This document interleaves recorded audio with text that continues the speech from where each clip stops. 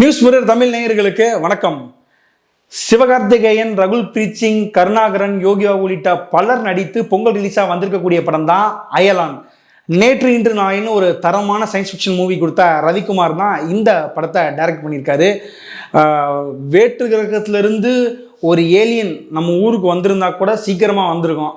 ஆனால் இந்த படம் வந்து கிட்டத்தட்ட 5 வருஷமாச்சு. இப்போ வருது, அப்போ வருது, தீபாவளிக்கு வருது, பொங்கலுக்கு வருதுன்னு ஒரு வழியாக வந்து முடிச்சிருச்சு. ஜோக்ஸ் அப்பார்ட், ஒரு வேற்று கிரகம், ஒரு ஏலியன், ஏரமன் மியூசிக்கு, ஒரு சயின்ஸ் ஃபிக்ஷன் மூவின்ட்டு பல ஜிக்னாவோட வந்திருக்கக்கூடிய இந்த அயலான் படம் எப்படி இருக்குங்கிறது தான் இந்த வீடியோவில் நம்ம பார்க்க போகிறோம்.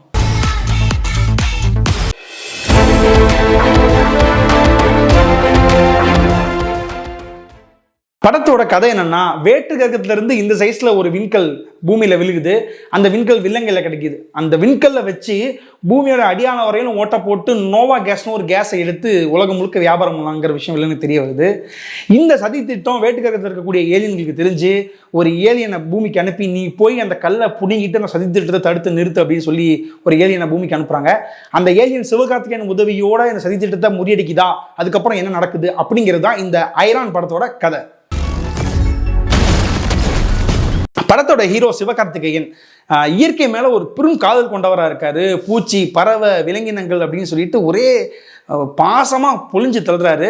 இன்ஃபேக்ட் மொதல் சீன்லேயே பார்த்தீங்கன்னா ஒரு குழிக்குள்ள குட்டி யானை விழுந்துடும். அதை ஒரு ஃப்ரெண்டோட சேர்ந்து பிடிச்சி மேலே இழுத்து கொண்டு வந்து, பார்த்தீங்களா நான் எவ்வளோ பெரிய இயற்கை மேலேயும் உயிரினங்கள் மேலேயும் காதல் கொண்டவனா இருக்கேன்ட்டு மொதல் சீன்லேயே அதை புரிய வச்சிடறாரு.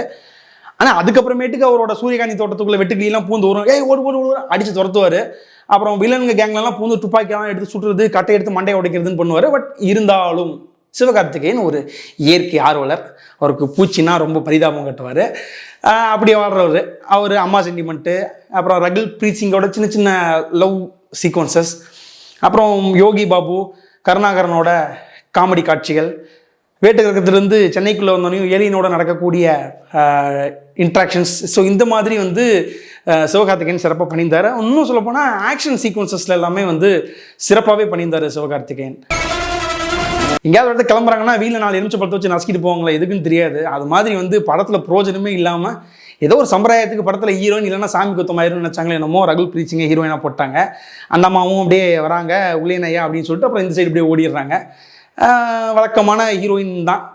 அதே மாதிரி கிளைமேக்ஸில் வந்து துப்பாக்கியில் குண்டடி படையில் ஹீரோவை தடுத்து குண்டடி வாங்குவாங்கல்ல, அந்த மாதிரி இதுலேயும் ஒரு கிரிஞ்சித்தனமான சீன்லாம் இருக்குது. ஸோ அப்படியேப்பட்ட ஒரு ஹீரோயினாக தான் ரகுல் பிரீத் சிங் படத்தில் இருக்காங்க. படத்தில் முக்கியமான ஒரு போர்ஷன்னா காமெடி தான். பயங்கரமாக ஒர்க் அவுட் ஆகிருக்கு படத்தில். அதில் வந்து குறிப்பாக கருணாகரன், யோகி பாபு இவங்க இந்த சென்னையில் வந்து ஒரு வீட்டுக்குள்ளே இவங்க வந்து ஒரு டீமாக சேர்ந்து பண்ணுற காமெடியெல்லாம் உண்மையுமே அல்டிமேட்டாக இருக்கும். தேட்டரே பிளாஸ்ட் ஆச்சு. ஸோ படத்தில் நல்லா ஒர்க் அவுட் ஆகிருக்க ஒரு விஷயம் காமெடி. அதில் வந்து இவங்க 2 பேருமே மிகச்சிறப்பாக பண்ணியிருக்காங்க அப்படின்னு தான் சொல்கிறோம். இந்த படத்தில் வந்து ஒரு சயின்ஸ் ஃபிக்ஷன் மூவி, ஒரு வேற்று கிரகம், ஏலியன் சார்ந்த ஒரு படம். நம்ம அதை யோசித்து உள்ளே போவேலே நம்ம நிறைய விஷயம் எதிர்பார்த்துருப்போம். குறிப்பாக கிராஃபிக்ஸ்லாம் எப்படி படத்தில் ஒர்க் அவுட் ஆகிருக்கு அப்படின்னு சொல்லிட்டு ஃபேண்டம் ஸ்டுடியோ பண்ணியிருக்காங்க. உண்மையாலுமே வந்து அந்த ஏலியனை உருவாக்குனதுலேயே அவங்க வந்து ஜெயிச்சிட்டாங்க அப்படின்னு தான் நம்ம சொல்லணும். அந்த ஏலியன் வந்து நடக்கிறது, அது எக்ஸ்பிரஷன், அது முகத்தில் காட்டுற ரியாக்ஷன்ஸ் எல்லாமே ரொம்ப ரியாலிட்டிக்காக இருக்குது. நல்லாவும் இருக்குது பார்க்கல. ரொம்ப ஒரு மாதிரி பொம்மை மாதிரிலாம் தெரியல. படத்தில் வந்து அந்த ஏலியனுமே வந்து உண்மையுமே சிறப்பாகவே பண்ணியிருக்கு. சண்டை போடுறதாகட்டும், எமோஷ்னல் சீக்வன்ஸ் ஆகட்டும், அடிக்கடி அதுவுமே ஒரு லவரோட பேசுது. வேட்டுக்கிறதுக்கு எப்படி இருக்க, சீக்கிரம் வந்துரு, நான் வந்துடுறேன், இங்கே ஒரு சின்ன வேலையை முடிச்சுட்டு வந்துடுறேன் அப்படின்லாம் பேசுது. குழந்தைங்களாம் உண்மையுமே வந்து ரொம்ப விரும்பி பார்ப்பாங்க. அந்தளவுக்கு வந்து இதில் ஏலியன் பர்ஃபார்மன்ஸ்லாம் வேறு லெவலில் இருக்குது. படத்தில் வந்து கனெக்டே ஆகாத ஒரு விஷயம்னா வில்லன் தான் சொல்லணும். ஒரு படம் ஜெயிக்கிறதுக்கு ஒரு வில்லன் தான் முக்கிய காரணம். ஆனால் இந்த படத்தில் அதை அவங்க யோசிக்கவே இல்லை. ஒரு நல்ல வில்லன் இருந்திருந்தால் அயலான் வந்து நல்ல ஒரு சிறப்பான ஒரு படமாக கூட இருந்திருக்கலாம். ஏலியன்லாம் நம்ம ஜானரே இல்லையா. படத்தில் வந்து முக்கியமாக டைரக்டரை பற்றி பேசியே ஆகணும். ரவிக்குமார் வந்து நேற்று இன்று நாளை ஒரு அட்டகாசமான படம். நீங்கள் ஒரு டைம் ட்ராவல் மிஷின் கிடைச்சா அதை வச்சு என்னென்னலாம் பண்ணுவீங்கன்ட்டு செம்மையாக காமெடியாக பயங்கரமாக சொல்லியிருந்தாரு. ரொம்ப எமோஷனலாகவும் கனெக்ட் ஆச்சு அந்த படம். ஆக்சுவலாக அவருக்கு மேலே ஒரு நிறைய எதிர்பார்ப்பு இருந்துச்சு. ஏன்னா அயலான் வந்து சிவகார்த்திகேயனை வச்சு ஒரு காமெடியாகவும் ஒரு மாதிரி சயின்ஸ் ஃபிக்ஷன் வச்சு நல்லா பண்ணுவார்னு யோசித்தோம். ஆனால் சில லேக் இருக்குது அங்கங்கே படத்தில். குறிப்பாக சொல்லணும்னா படத்தோட மெயின் கோரே அந்த ஏலியன் தான். அந்த ஏலியன் வேட்டு கிரகத்திலிருந்து இங்கே வருது. எப்படி வந்து நாசாக்கு தெரியாமல், இஸ்ரோக்கு தெரியாமல் அங்கேருந்து இங்கே உள்ளே வந்துச்சுங்கிறதுலாம் ஒரு பெரிய கேள்விக்குறியாக இருக்குது. இன்விசிபிள். திடீர்னு பார்த்தீங்கன்னா ஏலியன் கண்ணுக்கு தெரியுது, தும்முன உடனேயுமே இன்விசிபிள் ஆயிடுது. இது எப்போ வந்து கண்ணுக்கு தெரியும், எப்போ கண்ணுக்கு தெரியாது? அவ்வளோ பெரிய ஹெலிகாப்டர் ஏரோப்ளேன் மாதிரி இருக்குது வந்த விண்கலம், அது பார்த்தா இன்விசிபிளாக இருக்குங்கிறானுங்க, அப்புறம் விசிபிளாக தெரியுதுங்கிறாங்க. டேய் நீ என்னடா எனக்கு சொல்கிறீங்க, ஒன்றுமே புரியலங்கிற மாதிரி இருந்துச்சு. அப்புறம் திடீர்னு பார்த்தீங்கன்னா அது இப்படி கையை காட்டினோனையும் எல்லாம் பறக்குது, இப்படின்னோனையும் அப்படியே வரவன் பறந்து போய் விழுகுறான். அந்த பவர் இருக்குது அந்த ஏலியனுக்கு. திடீர்னு கை நீட்டுது, பவர் இல்லை, ஏன் பவர் போச்சு, எப்போ பவர் வருதுன்னு இந்த மாதிரி அந்த பல குழப்பங்கள் நம்மளுக்கு இருக்குது. அந்த ஏலியனை வச்சு நம்மளே வந்து கொஞ்சம் கன்ஃபியூஸ் பண்ணிடுறாங்கன்னு சொல்லலாம். ஏலியனும் அதுக்கேற்ற மாதிரி நடிக்குது. கரண்ட் ஷாக்கை கொடுத்தா விஜயகாந்த் மாதிரி நரசிம்மடாங்கிற மாதிரி துடிக்குது.